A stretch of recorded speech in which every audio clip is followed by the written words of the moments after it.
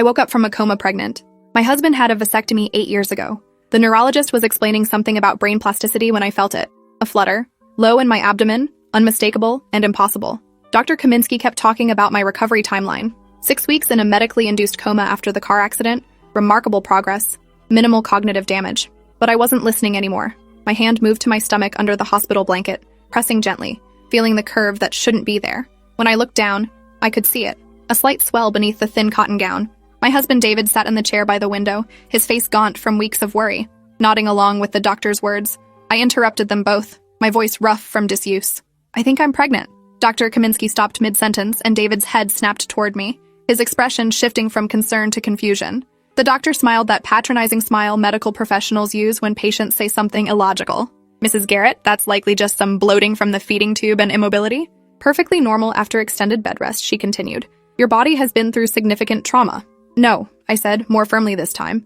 I'm pregnant. I can feel it moving. The room went silent except for the beeping of monitors.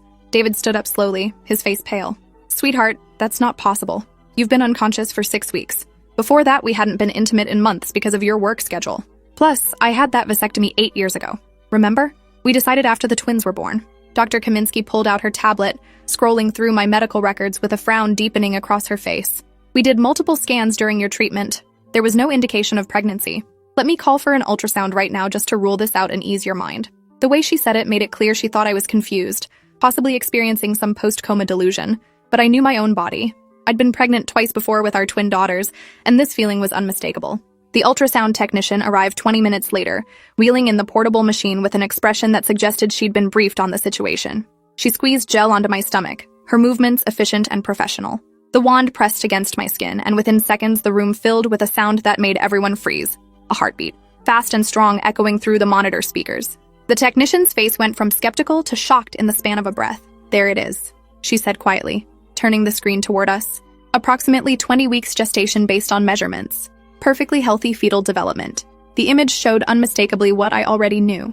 A baby, curled and moving, fingers visible near its face. David made a sound like all the air had left his body. Dr. Kaminsky grabbed the monitor, staring at the screen like it might change if she looked hard enough. This doesn't make any sense.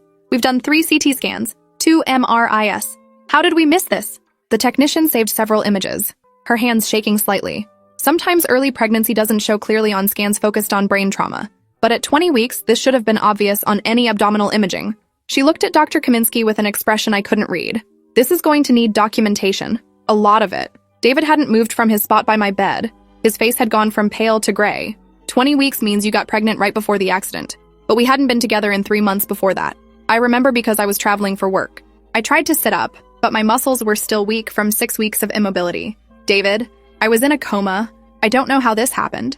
His eyes met mine, and I saw something I'd never seen there before. Doubt. Raw and undeniable. The technician quickly left with her equipment, muttering about getting the attending physician. Dr. Kaminsky stood there looking between us, clearly realizing this had moved beyond medical mystery into something else entirely. Mr. Garrett, would you step outside with me for a moment? David followed her without a word, leaving me alone with the monitor still showing my vitals. My heart rate had spiked, the numbers climbing as panic set in. Through the partially open door, I could hear their voices. David's rising in pitch, asking how this was possible, demanding answers. Dr. Kaminsky's responses were measured but firm, explaining the medical facts while carefully avoiding the obvious implication hanging in the air between them, that somehow, while unconscious, I'd gotten pregnant. 20 minutes passed before David came back in. His face was composed now, that blank expression he used when dealing with difficult clients at his law firm. He sat down in the chair, not at my bedside but across the room. The distance felt intentional. Dr. Kaminsky wants to run genetic testing on the baby. Her tone suggested this wasn't a request. I felt my chest tighten.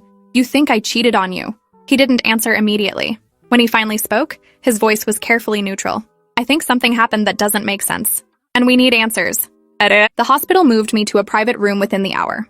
Nurses came and went, their expressions a mix of curiosity and something that looked like judgment. One of them, a woman in her 50s with kind eyes, lingered after checking my IV.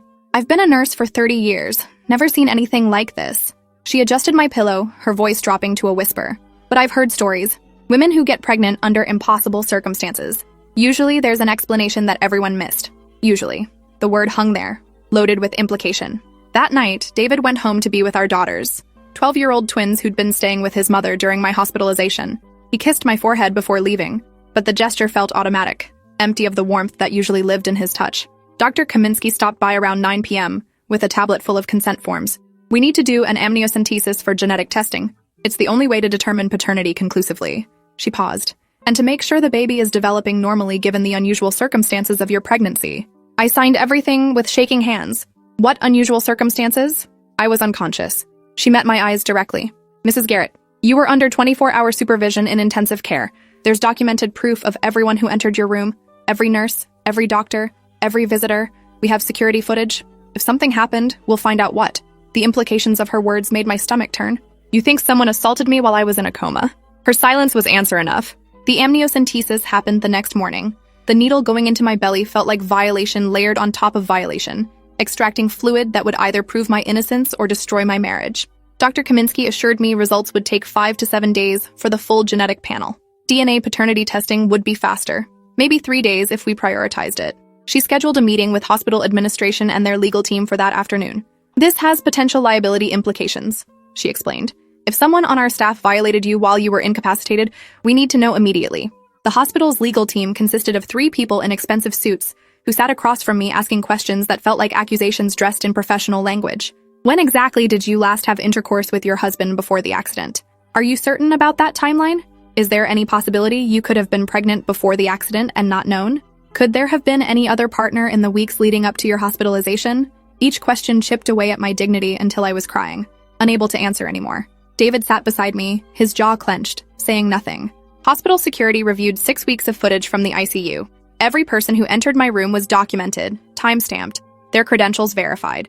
Nurses, doctors, respiratory therapists, cleaning staff, David and his mother during visiting hours, my sister twice in the first week. Everyone was accounted for. The security director, a former police officer named Marcus Vance, presented his findings in a conference room filled with hospital administrators. No unauthorized access, no gaps in coverage.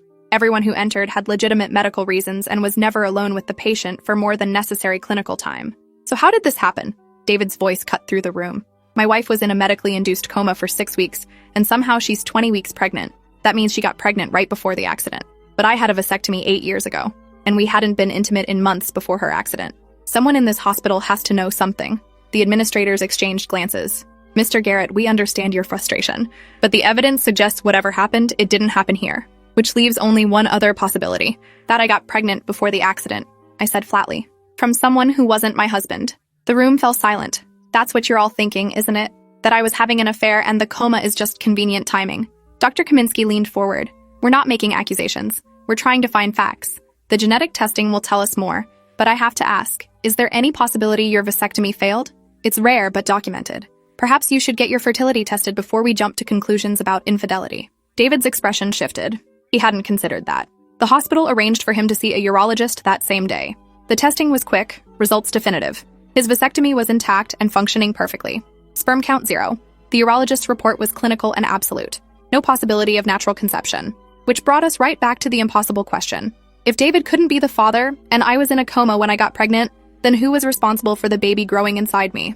My sister Vanessa came to visit on day 3 of my consciousness. She brought flowers and magazines, sitting beside my bed with tears streaming down her face. I thought I was going to lose you. When David called saying you'd crashed your car into that guardrail, I couldn't breathe. She held my hand, squeezing gently. But you're here. You're awake. That's what matters. I told her about the pregnancy, watched her face cycle through disbelief, shock, and finally something that looked like fear. That's impossible. You've been unconscious. I know, but here we are, 20 weeks along with a baby that shouldn't exist. Vanessa pulled back slightly. Her eyes darted to the door, then back to me. Have you thought about termination? Given the circumstances, no one would judge you. The question felt like a betrayal. This is my baby, Ness. I don't know how it happened, but it's growing inside me. I can feel it move. How can I just end that? She looked away. Because David thinks you cheated. Everyone thinks you cheated. And if you keep this baby, your marriage is over. The words hung between us, brutal and true. David had barely spoken to me since the vasectomy results came back. He slept in the chair across the room instead of the fold-out bed beside me. His mother had stopped calling.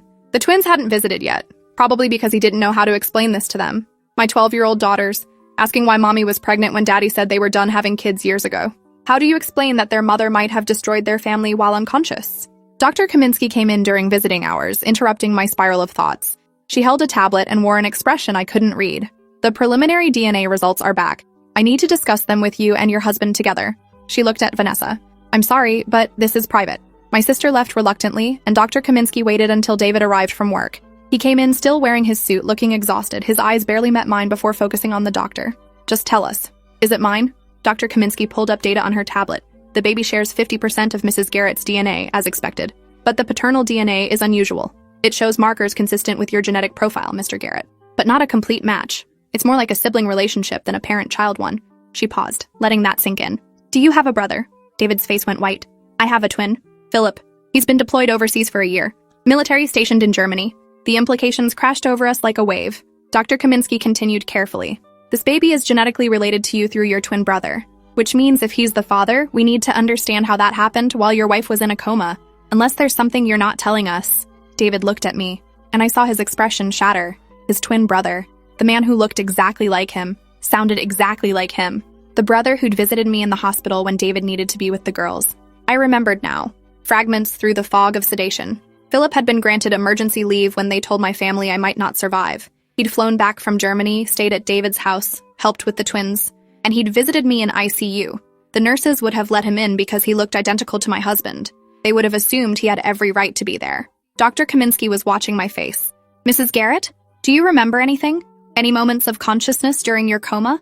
No, I whispered. But sometimes patients can hear things. Respond to stimuli, even while sedated, right? She nodded slowly. It's called covert consciousness. Some coma patients show brain activity suggesting awareness even when they appear completely unconscious. We didn't test for that in your case because your sedation was medically necessary. But theoretically, there could have been moments of semi-consciousness we didn't detect. Moments where you might have been aware but unable to respond or remember clearly later. David stood abruptly, his chair scraping against the floor. You're saying my brother assaulted her while she was unconscious? That he used his access to her room to rape her? His voice was getting louder with each word, and somehow she was conscious enough to conceive but not conscious enough to remember or fight back. Dr. Kaminsky raised her hands in a calming gesture. I'm not saying anything yet. We need more information. But yes, that's one possible explanation for the genetic results. The other possibility, she hesitated, is that something consensual happened before the accident that you're not aware of. I felt like I was drowning. No, there was nothing with Philip. Ever. David, you have to believe me. But he wasn't looking at me anymore. He was staring at the wall, his jaw working like he was grinding his teeth to dust. My brother visited you 6 times while you were in the coma. I checked the visitor logs. He sat with you for hours when I had to be home with the girls. The nurses said he was devoted, reading to you, playing your favorite music. They thought it was beautiful how close our family was. Security footage, Dr. Kaminsky said quietly. We need to review every minute of every visit from Philip Garrett. David pulled out his phone, his fingers shaking as he dialed. It rang 4 times before going to voicemail. Philip's cheerful voice asking him to leave a message. David didn't. He just hung up and tried again. And again. On the 5th attempt, he finally spoke. Call me back. Now. It's about Natalie. He hung up and looked at Dr. Kaminsky. Get that footage. All of it. I want to see every second my brother was alone with my wife. The hospital security office became a war room. Marcus Vance pulled up footage from 6 weeks of ICU surveillance. Philip had visited on 6 separate occasions, each visit lasting between 2 and 4 hours. The cameras showed him entering my room, sitting beside my bed, holding my hand. In one clip, he leaned down and kissed my forehead. In another, he was crying, his face buried in the blanket covering me. To anyone watching, it looked like a devastated brother-in-law praying for recovery. Nothing suspicious, nothing criminal. Until the 3rd visit, Vance paused the footage, pointing at the timestamp. This is interesting. The nurse left the room at 8:17 p.m. She didn't come back until 9:43 p.m. That's an 86-minute gap with no one else entering. Hospital protocol says ICU patients should never be unattended for more than 30 minutes. He fast-forwarded through the footage. Philip sat in the chair for the first 20 minutes. Then he stood up, walked to the door, and looked out into the hallway. When he came back, he closed the privacy curtain around my bed. The camera angle doesn't show what happens behind the curtain, Vance explained. It's positioned to monitor the room entrance for security, not to surveil patient care. We can see movement, shadows, but no clear detail. For the next hour, the curtain stayed closed. Shadows shifted behind it. At one point, a shape that could have been Philip leaned over the bed. The monitor beside me showed my vitals spiking, heart rate jumping from 65 to 98 beats per minute, then slowly settling back down. David was gripping the edge of the desk so hard his knuckles had gone white. What is he doing behind that curtain for an hour? Vance shook his head.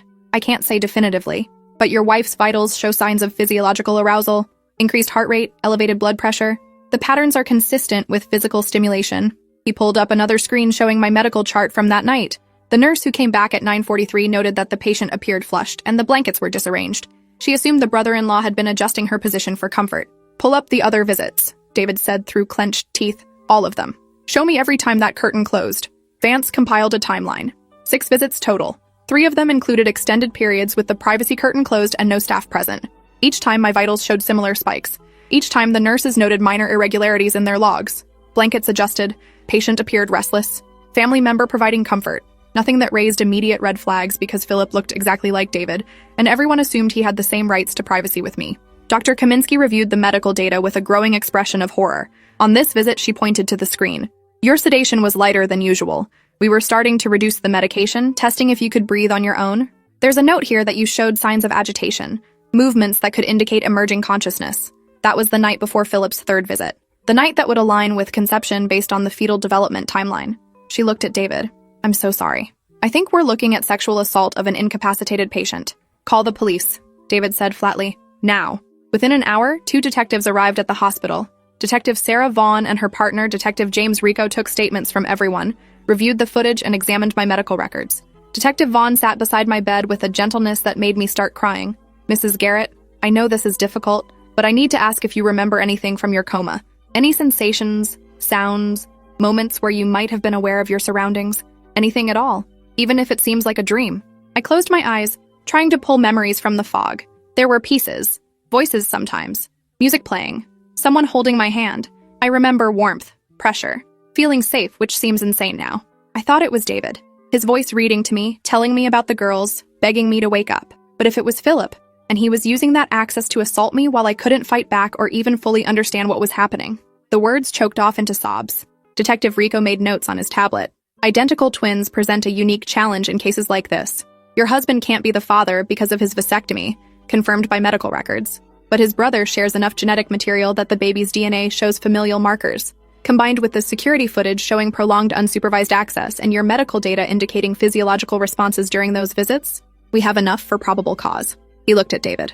"Has your brother responded to your calls?" "No," David said. "I've left 8 messages. Texted him screenshots of the DNA results.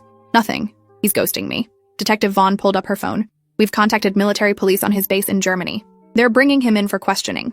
If he refuses to cooperate or tries to flee, they'll detain him." She paused. "I have to warn you both. Cases involving unconscious victims are incredibly difficult to prosecute. His defense will argue she wasn't fully comatose, that there might have been consent we can't verify, that the relationship could have been ongoing before the accident." "That's disgusting," David exploded. "She was in a medically induced coma. She had a breathing tube. She couldn't speak or move. How the hell is anyone going to argue consent?" Detective Rico's expression was grim. "I've seen defense attorneys argue worse. They'll say the medical records show decreasing sedation, that she was responsive to stimuli, that maybe she initiated contact in her semi-conscious state. They'll paint your brother as a devoted family member providing comfort that turned physical with her encouragement. It's vile, but it's effective. Juries have a hard time convicting when there's no clear evidence of force." Dr. Kaminsky entered the room holding another tablet. "I have additional medical evidence that might help. During the 3rd visit, the one we believe aligns with conception, the nurse documented that Natalie's gown was on backwards when she came back into the room. She'd noted it because hospital gowns are designed to open in the back for easy access to monitoring equipment. She assumed Philip had removed it to adjust the wires and put it back on incorrectly. But looking at it now, in context with everything else, it suggests he undressed her." "Show me that footage again," Detective Vaughn demanded. Vance pulled up the relevant section and they all crowded around the monitor. The curtain was closed for 72 minutes during that visit. When Philip finally opened it and left the room, you could see him adjusting his clothes, tucking his shirt in, running his hand through his hair. The gestures of someone who'd just been physically active. Then the nurse entered 3 minutes later and discovered the gown issue. Vaughn turned to her partner. "That's enough for an arrest warrant." The military police detained Philip at his base in Germany within 6 hours. He initially refused to speak without an attorney, which told us everything we needed to know. If he was innocent, if this was all a horrible misunderstanding, wouldn't his first reaction be shock and denial? Instead, his silence felt like admission. David collapsed into the chair beside my bed after getting the call, his face in his hands. "My own brother, my twin. How could he do this? How could he violate you while you were fighting for your life?" I didn't have answers. I was still trying to process that the baby growing inside me was the product of assault, an assault I couldn't remember, couldn't fight against, couldn't even fully comprehend had happened. The violation felt abstract and visceral at the same time, like my body had been used as a vehicle for someone else's crime, while my consciousness was locked away in medicated darkness. Dr. Kaminsky gently suggested I consider speaking with the hospital's trauma counselor. Given that I was now dealing with both physical recovery and psychological trauma, I'd need support through what was coming next.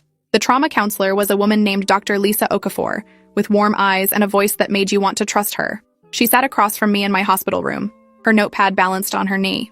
"Natalie, what happened to you is a profound violation. And the fact that you can't clearly remember it doesn't make it less real or less traumatic. Your body remembers, even if your conscious mind doesn't. That's why you're experiencing this disconnect, this feeling of unreality. It's your brain trying to protect you from something it can't fully process." I told her about the fragments I did remember. Warmth, pressure, the sensation of being touched, but filtered through layers of sedation that made everything feel distant and dreamlike. "I thought I was dreaming about David," I admitted. In those foggy moments when awareness would surface and then slip away again, I felt safe, cared for. How sick is that? I felt safe while being raped by my husband's identical twin brother. And I can't even hate the memory properly because part of me still thinks it was David showing me love while I was dying. Dr. Okafor leaned forward. "That's not sick. That's your brain doing exactly what it needed to do to protect you. You were in a state of profound vulnerability, and your subconscious created a narrative that would allow you to feel safe instead of terrified. There's no shame in that. The shame belongs entirely to the person who exploited your helplessness." She paused. "Have you thought about what you want to do regarding the pregnancy? There are options available to you, including termination. No one would judge you for making that choice given the circumstances." I'd been avoiding that question for days. My hand moved to my stomach, feeling the slight swell, remembering the movement I'd felt. This baby was innocent in all of this, but it was also conceived through assault, would always be a reminder of the worst violation I could imagine. Could I love a child created this way?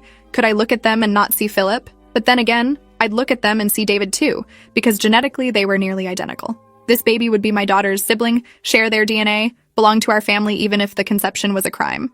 "I don't know," I finally said. "I don't know if I can raise the child of my rapist, but I also don't know if I can terminate a pregnancy that's already this far along, where I can feel the baby moving. It feels like punishing an innocent life for someone else's crime." Dr. Okafor nodded slowly. "Those are valid feelings, both of them. You don't have to make any decisions right now. Take time to process, to heal. Talk with David about what this means for your marriage and your family. Whatever you ultimately decide, it should be your choice, made without pressure or judgment." David and I had that conversation later that night. The hospital had given us the larger family suite, understanding we needed privacy to navigate this nightmare. He sat on the edge of my bed, holding my hand for the first time in days. His eyes were red from crying. "I don't blame you," he said quietly. "I want you to know that. None of this is your fault. You were unconscious. You couldn't consent. My brother violated you in the most heinous way possible. But I also don't know if I can raise his child. If I can look at a baby that's genetically my nephew and see anything other than betrayal? I understand," I told him. "And I don't know if I can either. But we have 12-year-old daughters who are going to have questions we can't avoid answering. How do we explain this to them? That their uncle assaulted their mother while she was in a coma? That they might have a sibling who's also their cousin? That family gatherings will never be the same because we can't ever be around Philip again?" David's jaw clenched. "Philip is dead to me. To our family. I don't care if we share DNA. He's not my brother anymore." The legal process moved forward with mechanical efficiency. Philip was extradited from Germany to face charges of sexual assault of an incapacitated person, a first-degree felony carrying 20 years minimum. His attorney tried to fight the extradition, arguing jurisdiction issues and claiming the evidence was circumstantial. But the combination of security footage, medical records, DNA evidence, and victim testimony was overwhelming. A grand jury indicted him within 2 weeks. His bail was set at $500,000, which his parents paid immediately. David's parents. I hadn't thought about them until they showed up at the hospital demanding to see me. David's mother, Patricia, was crying when she entered my room. His father, Robert, looked 10 years older than the last time I'd seen him. Patricia grabbed my hands, squeezing too tightly. "Natalie, you have to know Philip would never do something like this. He's always loved you like a sister. There has to be some explanation, some mistake. The DNA test must be wrong. Or maybe something happened before the accident that you've forgotten.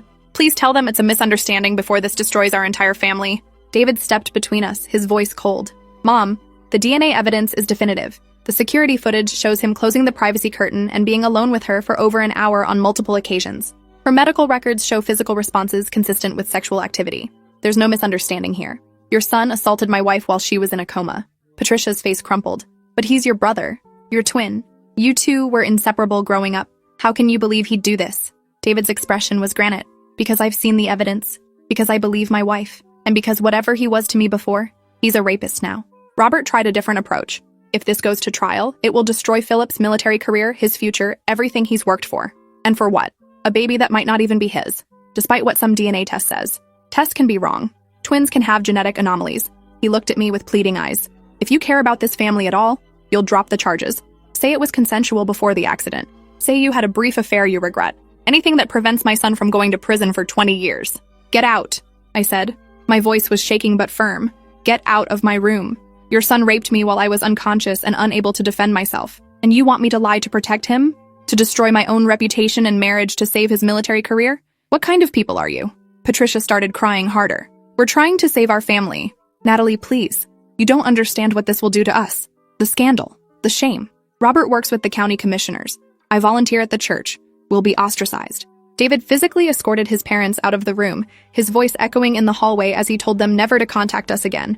When he came back, he was shaking with rage. I'm so sorry. I can't believe they actually asked you to lie for him. They're in denial. They can't accept that their golden boy, their military hero son, is capable of something, this monstrous. So they're rewriting the narrative in their heads, making you the villain instead of the victim. It's textbook abuse enablement. The hospital released me a week later with strict instructions for bed rest and prenatal care.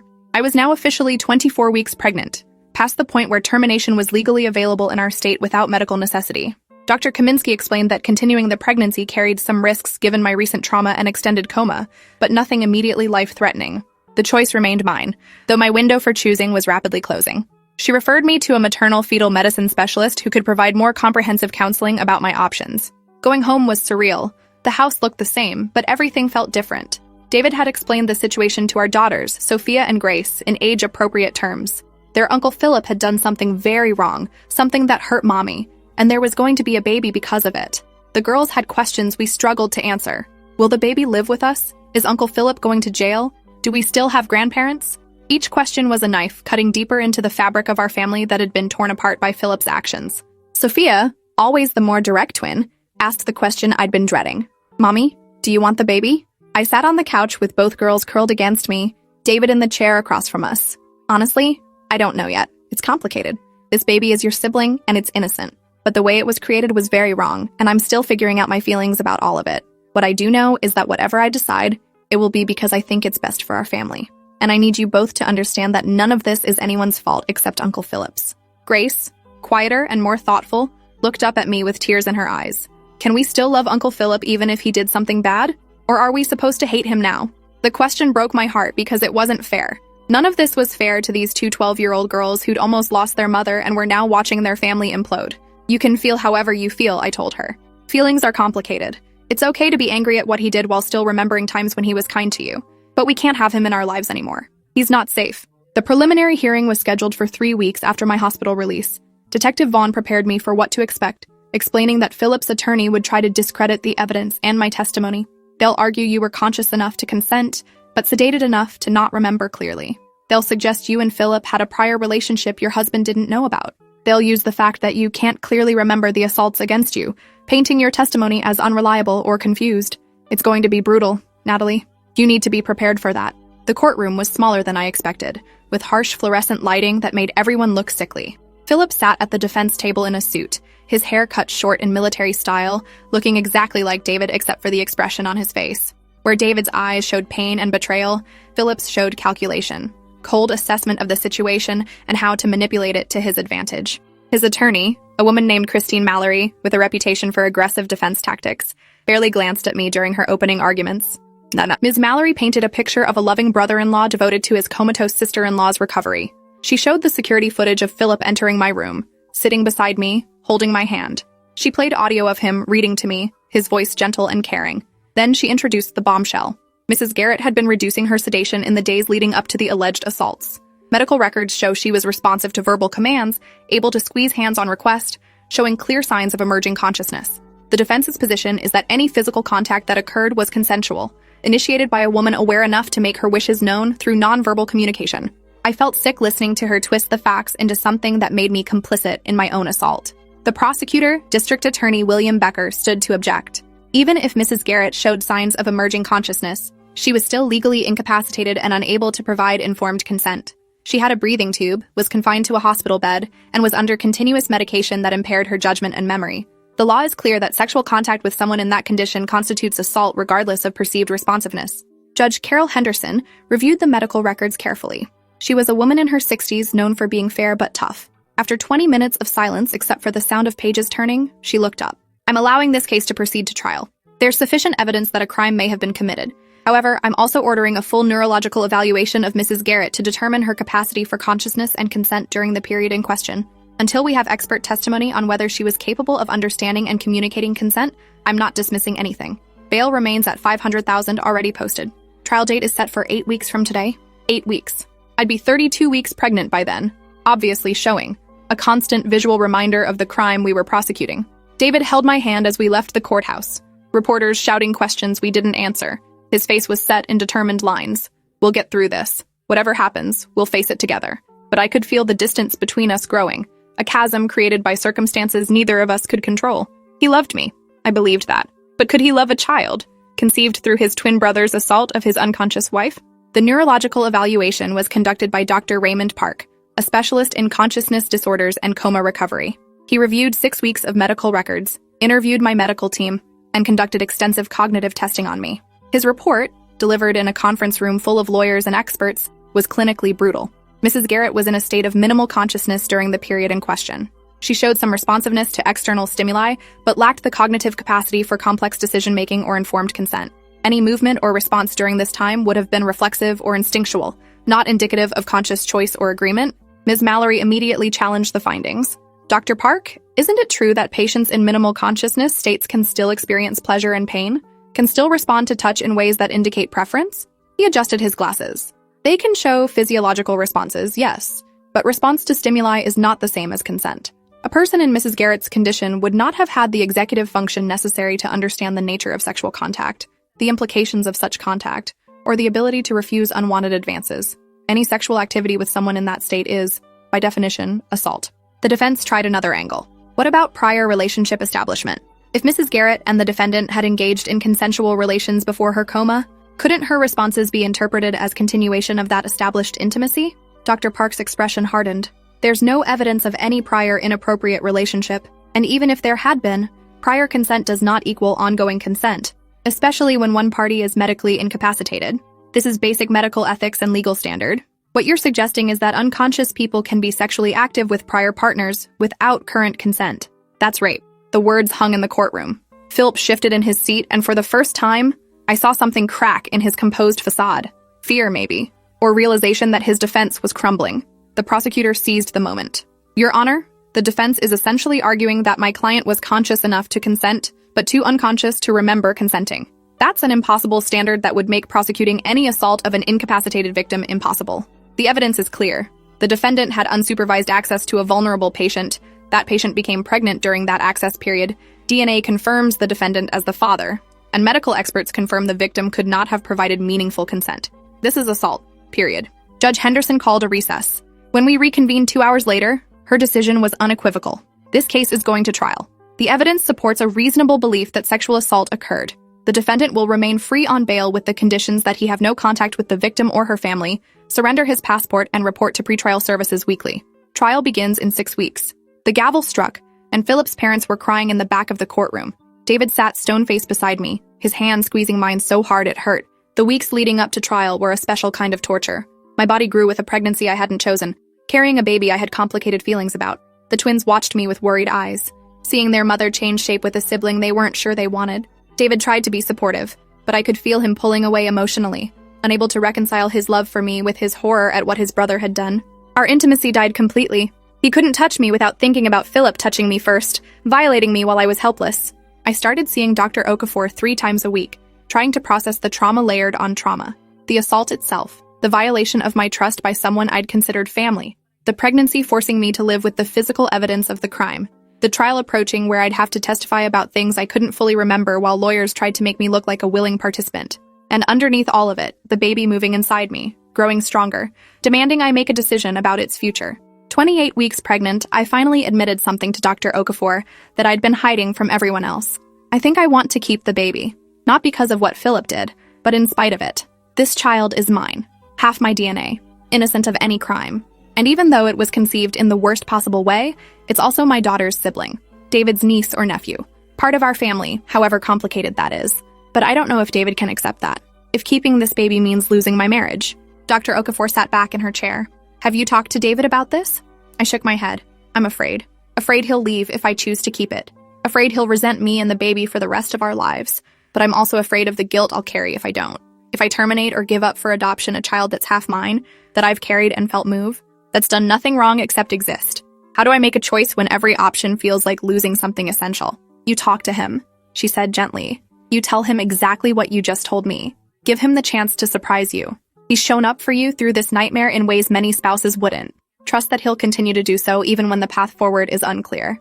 The worst thing you can do is make this decision alone and then spring it on him. Your marriage deserves honesty, even when honesty is terrifying. So I scheduled time with David that evening after the twins were asleep to have the conversation that could end or save our marriage. We sat in our bedroom, the door closed, both of us tense. I started crying before I even said the words. David, I think I want to keep the baby. I know that's not fair to you, that you didn't sign up for raising your brother's child, but it's also my child and our daughter's sibling, and I can't shake the feeling that giving it up or terminating would haunt me forever. I'm not asking you to love this baby or even accept it. I'm just asking you to understand why I need to make this choice. And if you can't, if this is too much, then I understand that too.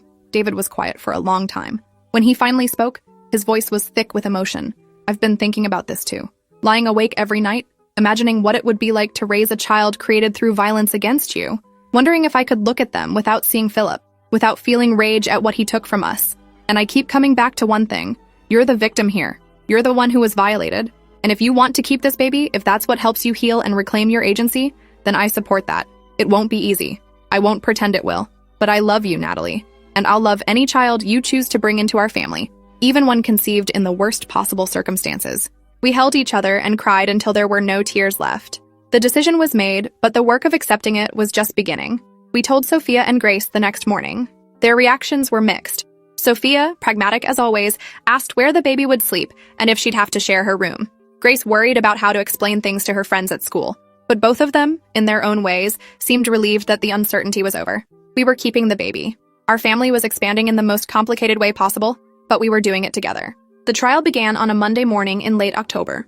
I was 32 weeks pregnant, unmistakably showing, walking into the courtroom with David beside me and our daughters at home with his sister. The jury looked at my belly, at Philip sitting at the defense table looking stoic, at David whose face was a mask of controlled rage. The prosecutor's opening statement was direct. This is a case about power and violation. The defendant used his physical similarity to his twin brother to gain access to a vulnerable woman in a coma. He then sexually assaulted her on multiple occasions while she was unable to consent or defend herself. The result is the pregnancy Mrs. Garrett is now carrying. Physical evidence of a crime the defense wants you to believe was consensual. But consent requires consciousness, understanding, and choice. The victim had none of those things. Ms. Mallory's opening was equally direct. This is a case about a family tragedy being criminalized. The defendant visited his sister-in-law out of love and concern during a medical crisis. Any physical contact that occurred happened during a time when medical records show she was emerging from her coma, responsive to stimuli, and capable of indicating her wishes through movement and sound. The prosecution wants to paint my client as a predator, but the evidence will show he's a devoted family member who's being punished for caring too much. A relationship that the victim, in her compromised state, participated in and encouraged. I wanted to scream, but Detective Vaughn had prepared me for this. They're going to make it sound like you wanted it, like you initiated it. Don't react visibly. Don't give them anything to use against you. Stay calm, stay factual, and trust that the evidence will speak for itself. So I sat there, hands folded over my pregnant belly, while Philip's attorney described me as a willing participant in my own assault. The prosecutor called witnesses methodically. ICU nurses who testified about my level of sedation and unresponsiveness. Dr. Kaminsky explaining the medical impossibility of meaningful consent in my condition. The security director showing footage of Philip's visits and the suspicious gaps in supervision. Then came the geneticist, Dr. Linda Chow, who explained the DNA evidence. The baby Mrs. Garrett is carrying shares 50% of her genetic material, as expected for any child. The paternal DNA shows markers consistent with the defendant's genetic profile. Given that the defendant is an identical twin to Mrs. Garrett's husband, who has a confirmed vasectomy, the only possible explanation is that the defendant is the biological father.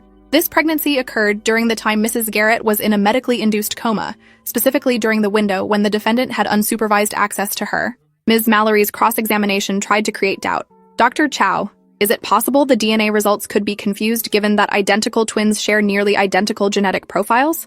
Dr. Chow shook her head. While identical twins are genetically similar, they're not perfectly identical. We can distinguish between them using advanced sequencing. More importantly, we have definitive proof that the husband cannot be the father due to his vasectomy. That leaves only one person who shares the genetic markers we found. The defendant. There's no ambiguity here. Day 3 of the trial, I took the stand. The prosecutor guided me through my testimony gently. I described the accident, waking up from the coma, discovering I was pregnant, finding out about the DNA results, and realizing Philip was the father. The fragments of memory I had from the coma that I'd mistakenly attributed to David but now understood were Philip exploiting his identical appearance. My voice shook through most of it, but I got the facts out. The jury was watching me with expressions ranging from sympathy to skepticism. Then came Ms. Mallory's cross-examination. Mrs. Garrett, you testified that you have fragmented memories from your coma, sensations of being touched, feelings of warmth and safety. Isn't it possible you were more conscious during these encounters than you remember? That you responded to Mr. Philip Garrett's presence in ways that indicated desire or consent? I felt my face flush.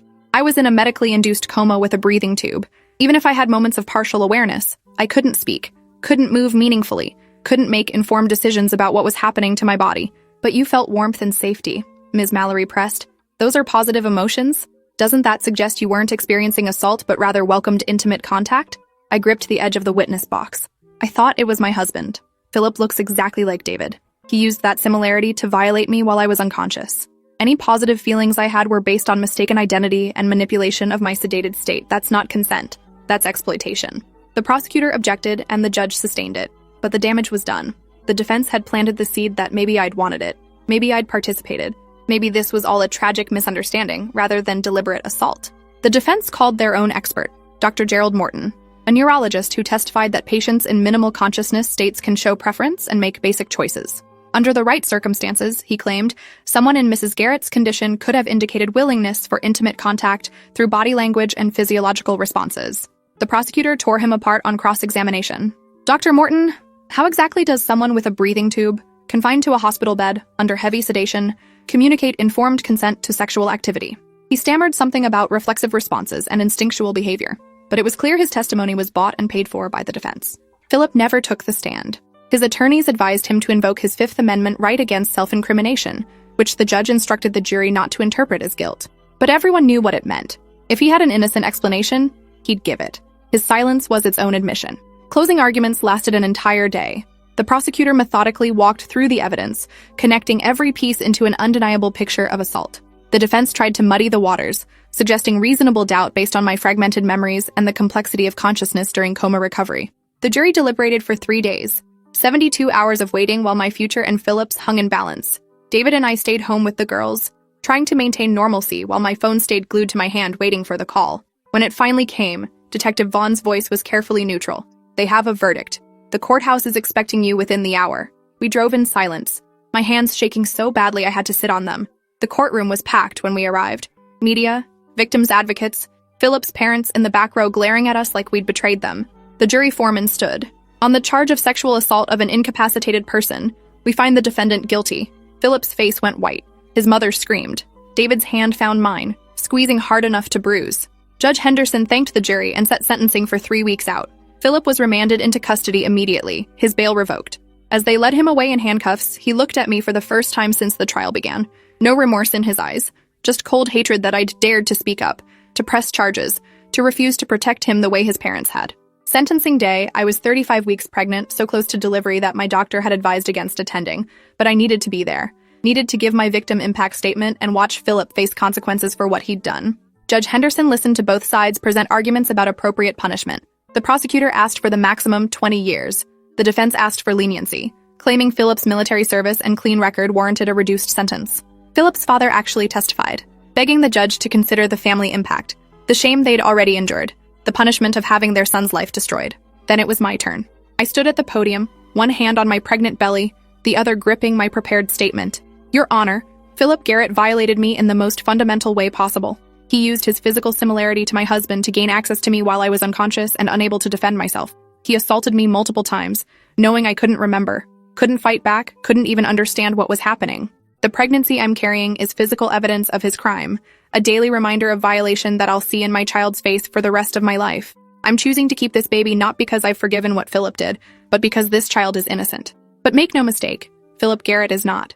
He deserves the maximum sentence allowed by law. Judge Henderson took less than 5 minutes to decide. Mr. Garrett, you committed one of the most heinous violations possible. You exploited a vulnerable woman's incapacity to serve your own desires, and you did so repeatedly, with premeditation and calculation. The evidence showed you closed privacy curtains to hide your actions, timed your visits for minimal supervision, and exploited your physical similarity to the victim's husband to gain access. This was not a moment of weakness or poor judgment. This was predatory behavior. I sentence you to 20 years in state prison with no possibility of parole. You'll also be required to register as a sex offender upon release, and are permanently barred from contact with the victim or her family. Philip was led away. His parents were sobbing. David pulled me close, and I felt the baby kick hard against my ribs, as if acknowledging the moment. Justice had been served, but it didn't erase what happened, didn't make the pregnancy less complicated or my feelings less confused. It just meant Philip would face consequences for using my unconscious body for his own gratification. As we left the courthouse, reporters shouted questions about how I felt, whether I'd forgive Philip, what I planned to name the baby. We didn't answer any of them. 3 weeks later, at 38 weeks pregnant, I went into labor. David held my hand through 18 hours of contractions, never leaving my side. When they finally placed my son in my arms, I looked down at his face and saw something I hadn't expected. Not Philip, not even David really, just a baby. My baby. Innocent and perfect, and completely separate from the circumstances of his conception. We named him Oliver, a name that belonged only to him, untethered from family history or painful associations. Sophia and Grace came to visit, hesitant at first, then melting when Oliver wrapped his tiny hand around their fingers. David held him and cried, and I knew we'd be okay. Different than before, scarred by what happened, but together. A family rebuilt from trauma into something stronger and more honest than we'd been before. 6 months later, with Philip serving his sentence and our family finding its new normal, I looked at Oliver sleeping in his crib and knew I'd made the right choice. Not an easy choice, but mine. And in reclaiming that agency, I'd taken back the power Philip tried to steal.